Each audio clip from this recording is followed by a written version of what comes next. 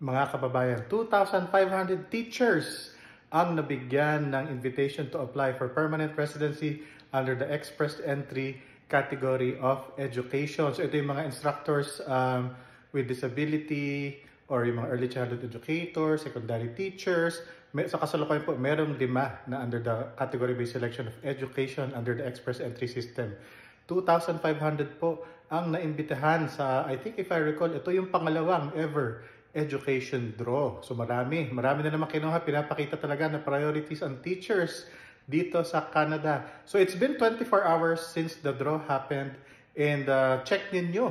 Baka kayo ay kasama. Check ninyo ang inyong Express Entry profile kung meron ba kayong notification na kayo ay mayroong invitation to apply or tinatawag na ITA for permanent residency.